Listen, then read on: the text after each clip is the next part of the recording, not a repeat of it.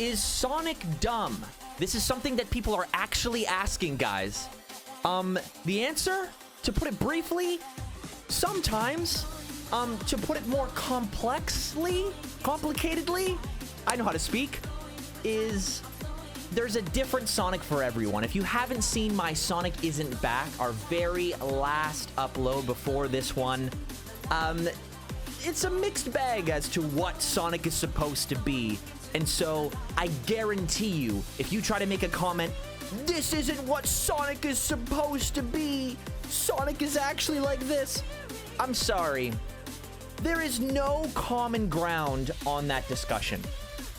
So when it comes to Sonic Prime, in my opinion, is Sonic dumb? He's a little bit dumber than normal, for sure.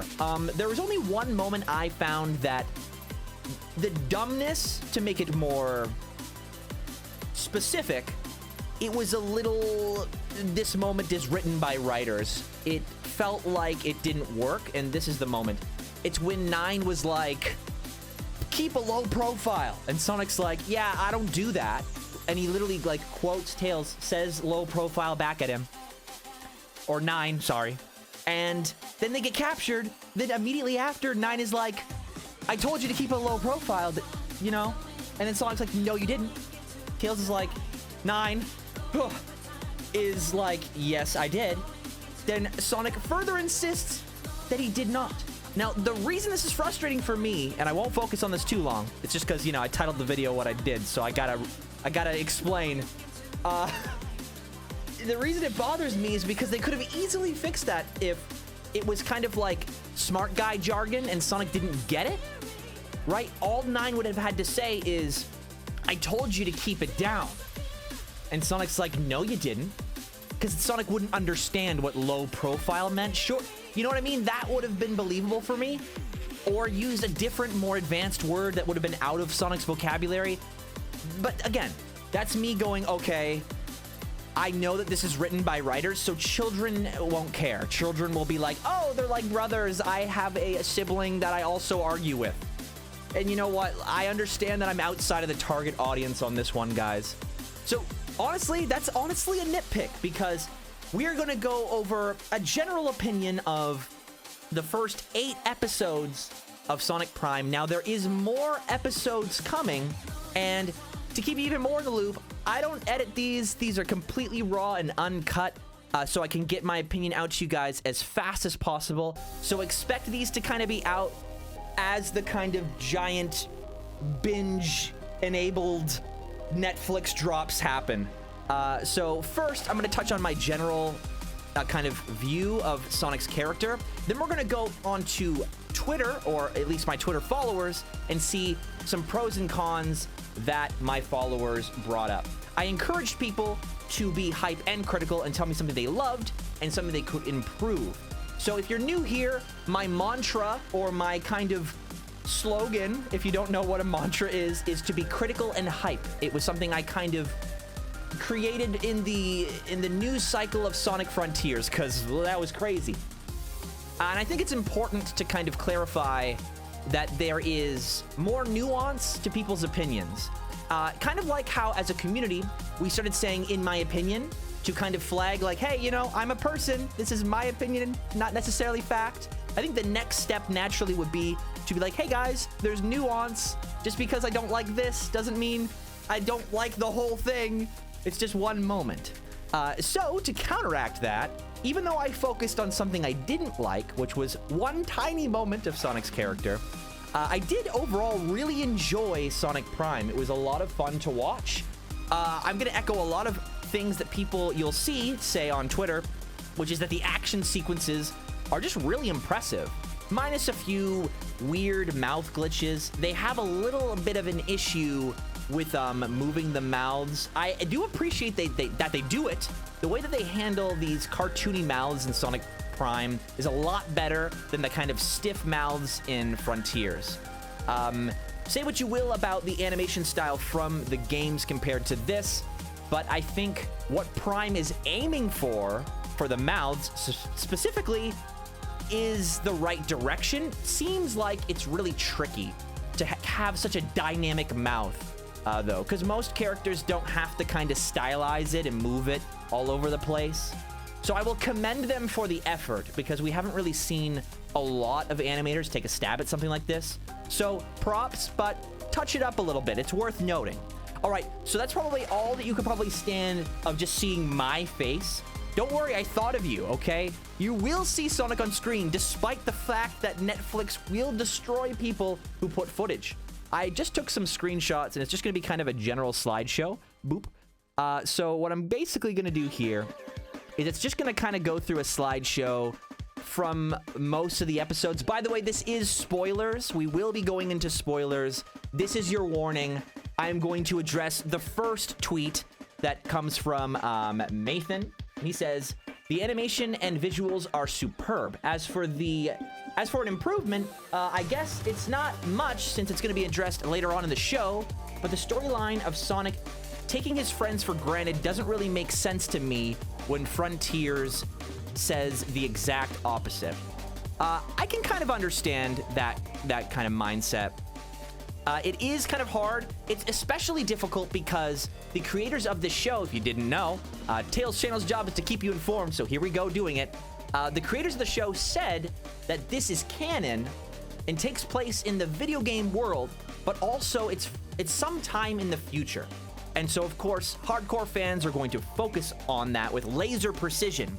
And because there's this clear intention by Ian Flynn and the team to make Sonic more cohesive canonically, we're going to now start to see people poking holes in that. And that's going to happen a lot, and that's totally okay. It's going to happen. It happens with all media properties. I'm a big fan of Spider-Man and Dragon Ball. And Dragon Ball, Toriyama is just a discovery writer. What that means is he just makes it up as he goes, and somehow he can make it exciting for people. Some people hate that. Whatever. Spider-Man has like a million interpretations, similar to Sonic, and so everyone kind of has their own little corner they defend for. Similar to Sonic, so I'm pretty experienced in this discussion. So I absolutely agree with Nathan here. I think it's a little difficult for hardcore fans that are coming fresh out of Frontiers and seeing not only that Sonic really appreciates his friends, but that the character sounds completely different and behaves completely different. I can't really explain it too much. This is a different take on the character, a lot of people are saying. And the issue here is kind of like what I said for Spider-Man. There's so many different interpretations of the character that when you look at it from the perspective of a fan who's followed everything and has indulged and absorbed all the media and different types of media, like myself, it is a little ridiculous to kind of imply that there is a way Sonic is. There is a common thread, but it's tricky to pinpoint. So my answer would be that Sonic Prime does fit that kind of, that part that is consistent between all these varied interpretations, and Prime just has ego dialed up a little bit, intelligence dialed down a little bit. He's a lot more energetic. People have compared it to movie Sonic. I wouldn't say that, because I think that this series struggles with humor. I feel like the jokes were pretty weak, which is interesting because I think, again, the reason I have that perspective is because the last Sonic cartoon we had was Sonic Boom. And Sonic Boom did a lot of things that are questionable, in my opinion, especially compared to Prime, but the humor was spot on. And so we almost have the inverse with Prime, where the action is really great, something I really missed from Boom. And it's the world that we love, more or less, which Boom was not. But yeah, it struggles with that humor, that kind of, that vibe that Boom provided, where a kid could watch it, but also an adult could walk by and be like, did they just say that? Similar to what SpongeBob had going for it back in the day. Which is confusing because I know that the people that worked on Boom were really passionate about it, and it really seemed like they would be willing to return, of course, provided that they got the necessary financial props that they deserved, because the cultural impact of Sonic Boom, the cartoon specifically, and the writing specifically, was felt because all of the other pillars of that brand launch really did struggle, and the writing clearly carried. And it is a shame that the entire thing was thrown out when there was clearly a diamond in the rough for that. Okay, so let's get on to the next Twitter comment before I run your ears dry. The slideshow is moving really quickly. Okay, so this is by Xpool. The text is very small. I don't know if you're still taking these. I am. I really love the voices. I'll get more into that, but let me read the whole thing. From most of the cast, and these are some of the best the characters have sounded in years. And even the ones that I believe don't compare to the current cast, they still do a wonderful job with their own rendition. One thing I'd improve is the music. The music is already good in most of the episodes, but only really 2 of them were memorable. Sonic's known for iconic tracks, and I feel they could still do that for this without distracting the overall scenes and story. I absolutely agree. There was one particular moment in Prime where they play the Game Over theme from the Sonic games. So you know that they can use that, especially since the creators have said that they were given assets, the actual 3D models, the official 3D models from Sonic Team. So clearly that door was opened. So it seems more like, I mean, I can, again, seems is the key word here, because I don't work in this industry specifically, though I do have experience creating media with other teams, but not cartoons specifically. But it does seem like a pride thing where they really wanted to have their own soundtrack, something that is memorable and distinct for Prime specifically. And I would say that they didn't entirely succeed. There's a credits theme that plays, and honestly, it feels a little samey. I would suggest that they at least lean into a more Sonic-y sound, which is really, I laugh as I say that because Sonic has also had such a diverse soundtrack. I think what they need to do is make stronger musical decisions, just like Frontiers does, for example. They didn't just tiptoe their way into heavy metal. They went all in. They didn't just tiptoe their way into EDM. They did it. It sounds exactly like professional EDM albums, and I think that's what I want them to do, is if they're going to make a choice to do rock and roll, which is what they've done, they should go all the way, and it should sound exactly like Crush 40 or something like from that time period, very 90s, but it doesn't. It seems like kind of just guitar for the sake of having guitar, and so it overall ends up being forgettable. Let's bounce back to Xpool's first comment, the voices. I personally find that Roger's voice, in my opinion, especially in Frontiers, is a little too low for me. It fit the somber tone of Frontiers, but I think, I mean, I'm a Sonic fan, a longtime Sonic fan, and if we put the facts on the page, the reality is that most of the time throughout Sonic's history, his voice has been in a higher register. And Roger, even when he started, is notably lower, and he brought it even lower. Now, he has permission to do so, especially since he's voiced the character for so long now, and so it's no surprise there's a huge portion of the community that's like, oh yeah, that's chill. That sounds like Sonic. I like it. It's fresh, right? That's the feeling they get, is I like the fresh take. It's a new era of Sonic. It's exciting for me, and I already like Roger, so I love this new natural take. It fits with the game. Me being a fan of Sonic's history and having a preference for, of course, the type of Sonic I grew up with, Devin bringing back a sound that is similar to Roger still, but gives me nostalgia as well, is really impressive. Being able to somehow simultaneously sound like a lot of Sonics in a fandom that clearly desperately needs compromise, I can't help but feel like I should support Sonic's voice in Sonic Prime. And that goes for all of the cast. Xpool put it really, really well. Even the characters that are not as good as the main cast did a very great job. There's no one character where I'm like, I just can't listen to them, at least for me. So let's see what's next here. All right, so the next one is from Video Runaway. I think the idea of Sonic meeting alternate versions of his friends and trying to connect with them is really fun. But it feels like Nine's World is the only time the show actually does something substantial with this premise. Would like to see it done more in depth in the future.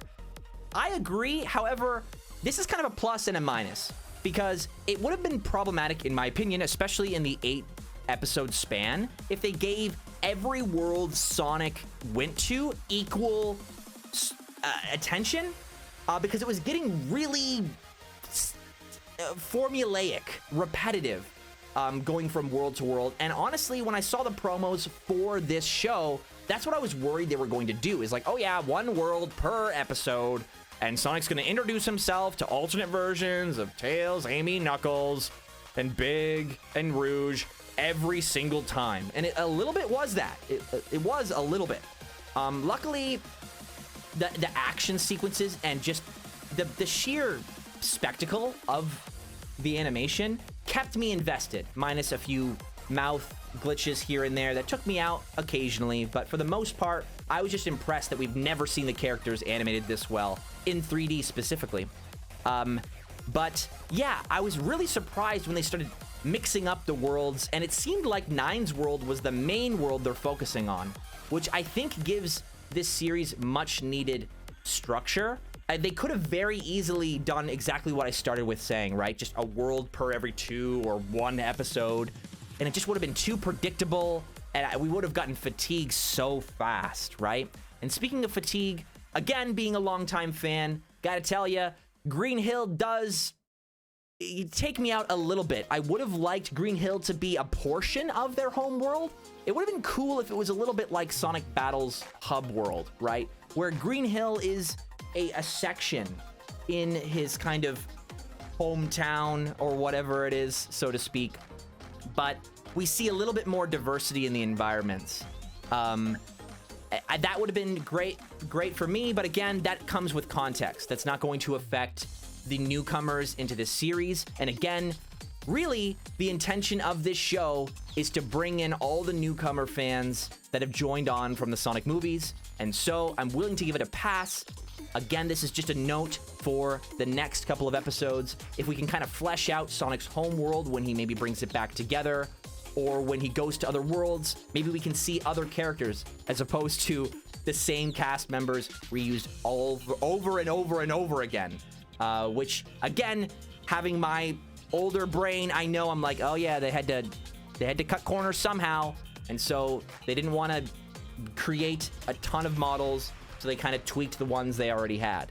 So I'm showing my support for this show under the assumption and the hope that we will get more characters with new models. That is the hope, that they're gonna go that way, and they're gonna continue. I'm running out of steam here. I gotta keep going. All right, this is from Spidey. Said, love the animation and fight scenes, myself included. The characters are extremely expressive, and the fight scenes are amazing. I absolutely agree. They could go even further with it, in my opinion. But again, let's support them so they can keep going that way. There is a ton of squash and stretch, and a lot of cool shots of the characters too. I think they could work on the keyframes. That's me, by the way. I think they can work on the keyframes a little bit more. You can kind of tell when an animator or a storyboard artist that really understands strong keyframes takes over in some of the episodes. And you're going to see them in some of my screenshots. I notice it's just now looping. My main problem with is how pointless the jungle arc was, and why the Chaos Council aren't from different universes and they came together to take over a world. For example, Dr. Deep could have come from the pirate universe and mysteriously transferred to New York City. This is a very interesting point that Spidey brings up, and I kind of hope it ends up being true. Now, I'm aware that the Chaos Council, or all the Eggmen, were not aware, and they were just informed about all the different shatter spaces, as they say, from Sonic when he brought it up. So clearly they're at least not aware that they're from other worlds. But it is peculiar that there is no other Eggmen in the other universes, right? Especially considering they're reusing every other character. Eggman is notably missing from all the other worlds. And then just seemingly in New York, there's just tons of Eggmen, and it's not explained. So I can't help but feel like the whole thing with Shadow and why he was looking for a Chaos Emerald and punching rocks like a weirdo, but also why Shadow was angry at Sonic before he even really did anything.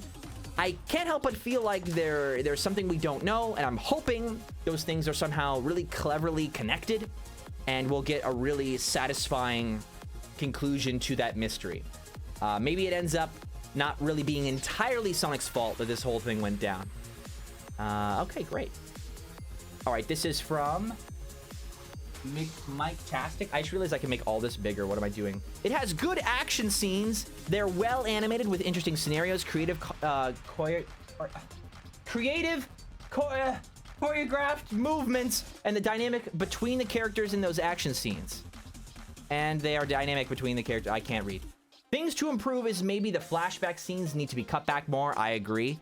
It was hilarious that the Ian Flynn meme was going on, and then this comes out and it actually has like way more flashbacks. Though I will say they're aware of it, that each flashback they show, they try to do it faster and faster, and they do play it for a joke where like time of day has passed a lot and Sonic's like getting exhausted with telling it. So yeah, it's not a huge problem for me. Things to improve. Yeah, and improved characterization for Sonic. I honestly don't think it's worth improving. I honestly think, again, you could go either way and you're always going to bother somebody, right? I remember when I was a kid and Jason Griffith took over, I missed that kind of zany 90s energy that Ryan was clearly told to have as the character when he was kind of lending his voice to it. And that softer, more stoic Sonic wasn't vibing with me. But now I've met an entire generation of fans who have grown up with that interpretation of Sonic, and I think that's entirely valid. And again, that comes with age for me. So I'm sure there's people watching right now that might be struggling to kind of adapt to a changing character. But my perspective on this, being with the series since the very beginning, is that this Sonic does kind of, it strikes a compromise, just like Devin does with his voice, I find. It is similar to Jaleel White and Ryan, but he does pull back sometimes and shows a more sensitive side, shows regret, shows awareness that he could be perceived as overconfident and disrespectful. There is that soft side in there. It's not going to be for everybody, but it's not completely absent. And so I don't know if I would entirely agree with the whole, like, improve that. I think as the show improves around that character, I think you'll just enjoy Sonic more as it moves forward. This is from Mikey. Mikey says, I love how the cast is written, even Sonic. This interpretation of him makes Shadow an actual foil to him instead of forcing their rivalry for money. An improvement I'd like is replacing replacing Rouge with anyone else. Putting her on Team Sonic takes away most of her character, in my opinion. See, I didn't feel that way in the main world, right? Because it was implied that Rouge was looking for a gem, and it was implied that she's not normally around, right? Like, Sonic and Tails were surprised. They're like, what are you doing here? How'd you get here? How'd you get in here? And Rouge is like, I've been looking into this diamond for a while, right? So it implies they haven't seen each other in a while, so she had to explain what she's been doing and why she's here. But what's interesting is that in all those other universes, Rouge is just there. So, and then like Sonic is talking about like, oh, the whole gang is back together, which is just interesting. That might be, it's not a huge issue. It's just something worth noting, right? It's not like they can go back on it now. So, you know, there is some moments where we just have to suspend our disbelief on that one. I will say, I love how Rouge actually sleeps like a bat. I don't know why, but every single time it happened, I'm like, the animal doing the animal thing. Oh, these pixel flashbacks. Let's talk about it since it's on screen right now. It's clear, again, this is my older brain taking me out of the production, something that's not going to bother the incoming fans. However, I think these are on par with Sonic Movie 1's credits, or a little bit better, but not by much. I think they need to step it up just like Sonic Movie 2 did. There's no excuse, especially considering they clearly have budget on this, considering the amazing action sequences on display here. So it's not so much that the pixel animation is so offensive that it's jarring that we go from such high production value to low. And it implies that retro video game aesthetics are an opportunity to cheap out. And it pushes a narrative that those aren't legitimate crafts. Those aren't legitimate approaches somebody could take to make something beautiful. And I think that's why it rubs people the wrong way, because there are people who love that medium and, in fact, create their entire portfolios around that skill. And you can make an argument that it's even harder to produce art in that way. It is definitely a very specialized skill, and I would like to see people who are uniquely skilled at that to be employed for a project like this, and not just have it be like, it's okay, right? There it is again. Like, I agree that it's okay. It does the job, but it's about what message it sends for people who are really passionate about that specific art form. So, yeah. I know, Mikey, you didn't talk about that, but we're just going ham here. All right, this is from A Super. I loved Sonic's overall characterization, caring for his friends, and being there and wanting to help everybody no matter what, but I wish he could have a cool aura around him like Frontiers or even Sonic X, that when there is a dangerous situation and you see him smiling, things are going down. So again, this is bringing up something that we kind of addressed before a little bit, where it's going to be different for everybody. Since we're comparing Sonic X specifically, Sonic X's cool moments, right, where they get their like top animators, are definitely some of my favorite moments in the series. However, there's clearly they did not have the budget or the animators always on hand that they needed to make Sonic feel like Sonic, because Sonic X's lack of budget, I guess, created the idea that Sonic just sleeps on the roof all day and spends a crazy amount of time just sleeping, which is really jarring, considering, again, I've been a fan since the beginning, so the whole thing is like he can't sit still. He's like tapping his foot like, I'm waiting, like, hello, let's go, which fits with going fast, right? Like, so being that kind of like, oh yeah, I'll just sleep on the roof for like most of the day. That's what I do. I'm mostly sleeping. I can't help, again, adult brain. No, I thought this when I was a kid. No, never mind. Even my kid brain was like, he's about moving, and he never moves. The animators did not want to move him. Someone's not being paid. So here, that's not the case, right? The people are being paid to make the characters move, characters that are known for moving, and they certainly move here. And Sonic certainly has those moments where when things go down, he has that grin, he's confident, and he makes it happen. There's a specific moment where Knuckles, I really like this moment, where Knuckles is like, I guess miracles aren't true, or something along those lines. And Sonic's like, yo, come on, you don't really believe that. And Knuckles is like, prove me wrong. And Sonic has a moment where you can like, and again, because the facial expressions are so great, you can tell what he's thinking. He like thinks, he's like, these people clearly have no hope. Like, I need to show them hope. And that's a really cool Sonic moment for me. And it felt like it carried weight, because we're in a world where none of these people have hope, and Sonic's from a world where hope is plentiful.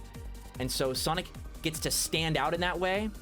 And so, I don't know. I think the environment allows Sonic to be more of himself. So that's why I'm not so super focused on Sonic's characterization right now.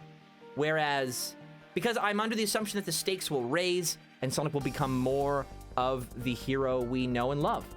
I'm realizing this tweet is covering my face. Hope the next one's shorter. No, I'll move it. All right. We have the next tweet from Al the Boy. A plus. I love how a good majority of the action scenes are actually speed-based. Just talked about that. As opposed to standard fist fights. It's a very unique to Sonic.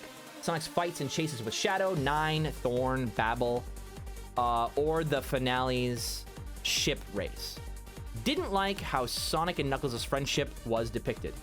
But you know, something I noticed that bugged me a little bit was, maybe this is just because I was coming off of Frontiers, but Sonic saying things like, oh, I'll even take Knuckles at this point, on more than one occasion, made Sonic and Knuckles' friendship look like it played third wheel compared to Tails and Amy. The way this show is structured. Each of the universes focus on Sonic's relationship with Tails and Amy and Knuckles respectively, represented by Nine, Thorn, and Dread. Nine and Thorn got all this cool emotional backbone and flashbacks, while Dread got this weird out-of-place hidden palace recreation, which was very weird and out of place. I don't know why Sonic flashed back at that moment. It made sense with Nine because it was the first Tails he saw, but he saw other Knuckleses. It was very weird. It felt very iffy to me. Knuckles definitely got sidelined here. Luckily, Knuckles got a lot of love, arguably some of the most love in Frontiers, so it doesn't sting as much. But yes, I'm hoping there's more focus on Sonic and Knuckles' relationship. The way I perceived the, like, oh, I would even take Knuckles at this point, and the jabs at Knuckles. Honestly, if Knuckles, the Knuckles we know, was there, I feel like he would quip back like he did in Frontiers. He just wasn't there. So it was just kind of Sonic still doing what he would do, but Knuckles wasn't there to kind of make it clear it was a joke. But yes, I definitely agree. Knuckles should get more focus as we move forward in this show. This is from Anna Rita. I wish Sonic would have cared more about helping Pirate Knuckles. Interesting. On that world, he seemed to care more about the crystal. Shadow's characterization and voice are just perfect. I thought so too. Shadow's voice is actually really great. We didn't really talk about it too much. It's almost like Kirk Thornton, except he's kind of pulling back a little bit. It's not Kirk Thornton, but it has that kind of vibe to it, but it's not as exaggerated. It sounds a little bit more like, I mean, he could play a strong Knuckles too, so it's tricky. I wonder if in the future we can get a Shadow that has a little bit more rasp, similar to Jason Griffith's Shadow, one of my favorites. And honestly, I think that Jason Griffith and David Humphrey are two of the most iconic Shadows of all time. Though whatever Shadow plays him in the movie is going to become the new most iconic Shadow voice. That is absolutely sure. This part also bothered me. They keep saying this is canon. We addressed this before. They keep saying this is canon. This is from Gabs, by the way. Beautiful person.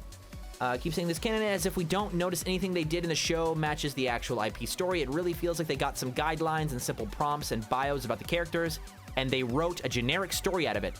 Sonic isn't Sonic. He's just random main. So we talked about this, right? It's a really hard argument to make that Sonic is not Sonic here because Sonic has been so many different things, and this is indeed different than Frontiers, but they even changed Sonic in Frontiers. And Sonic in the movies is different too. Like, this is happening right now. So it's still an issue.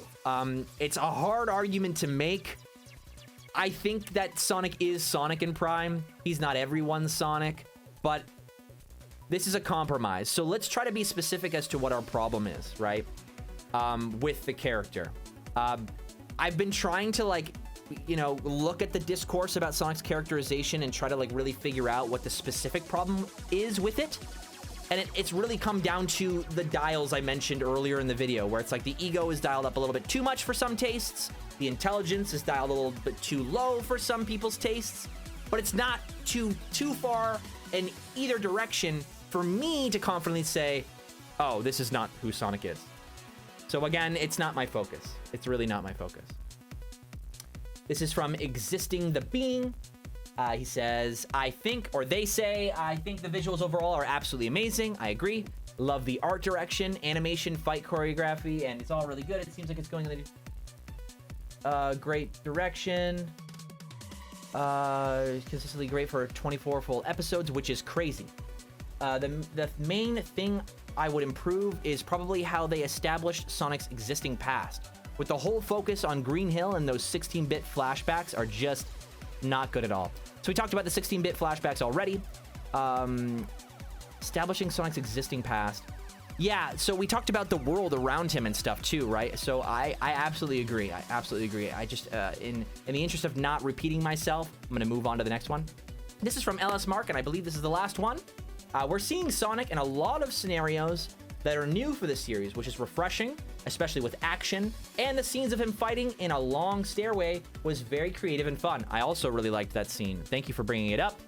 There was one moment where he's literally like grinding, using a mech as a skateboard, and it looks like Tony Hawk. Like, the physics don't make any sense. You would not grind around a spiral staircase. Not even spiral. It's like square spiral, right? It wouldn't work that way, right? You'd slide off the sharp edge, but I just loved it because I love Tony Hawk, and I've always wanted to see Sonic use an enemy as a skateboard. So seeing that was great, and also seeing Sonic teach Tails and Knuckles to do spin dashes and having that kind of work as a buff for them, because the enemies got stronger around them, and a spin dash was what won the battle for them, which is great to see Sonic actually have a positive impact, not only just emotionally for the people around him, but also in combat, something that they clearly needed. And I think that that's the last one. Yep, that brings us to the first one. So that was all my thoughts, I believe. Yeah, so music is okay, mouths, this going off my checklist. Shadow is great. Yep, action, non-linear storytelling. So some people are talking about how the pacing is kind of off. My thing is, I kind of enjoyed how the story wasn't entirely linear, in that it kept it so that we could keep bouncing back to the main world and see the main cast, because they're gone. And I do kind of want to see Sonic Prime's interpretation of the main cast. So I don't necessarily know if the answer is just tell it in order. I don't know. Because then it would have been a lot of Sonic's main cast. Then he would have been gone into a new world, and we would have never seen them for like multiple episodes. And it would have been too formulaic. And I think they were aware of that. So I'm on the side that I appreciated that they were bouncing back and forth. It kept me invested. And some people were saying that they stayed too long on certain scenes. But I felt that the bouncing back and forth helped circumvent that. So I don't know. I think the too long on certain scenes was just that there was a certain world, probably the pirate world, that people didn't really vibe with, or the jungle world that people didn't really vibe with, and they were like, all right, on to the next thing. Like, I know what's going on.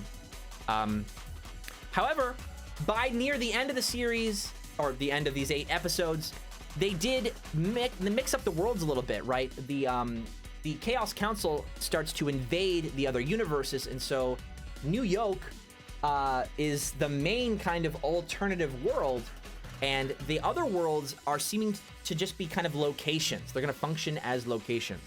And so the hope is that it's not just Tails, Amy, Knuckles, and Big, and Rouge, and we get to see characters like Blaze, Silver, Vector, Charmy, Espio.